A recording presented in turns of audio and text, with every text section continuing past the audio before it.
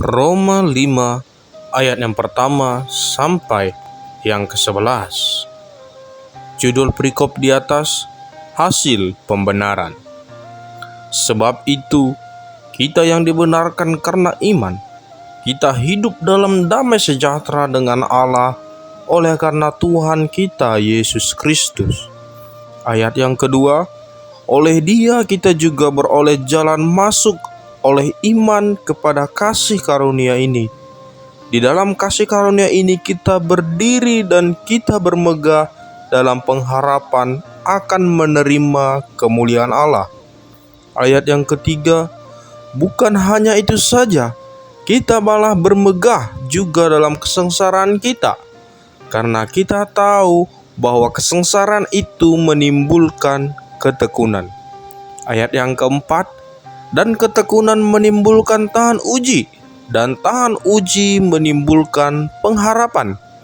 Ayat yang kelima, dan pengharapan tidak mengecewakan, karena kasih Allah telah dicurahkan dalam hati kita oleh Roh Kudus yang telah dikaruniakan kepada kita.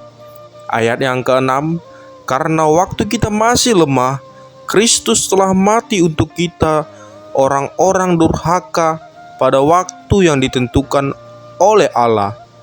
Ayat yang ketujuh, sebab tidak mudah seorang mau mati untuk orang yang benar, tetapi mungkin untuk orang yang baik ada orang yang berani mati.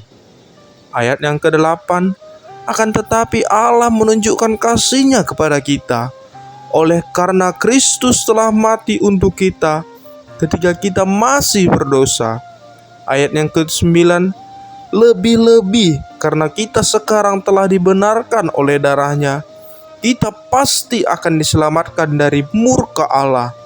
Ayat yang ke-10, sebab jikalau kita ketika masih seteru diperdamaikan dengan Allah oleh kematian anaknya, lebih-lebih kita yang sekarang telah diperdamaikan pasti akan diselamatkan oleh hidupnya.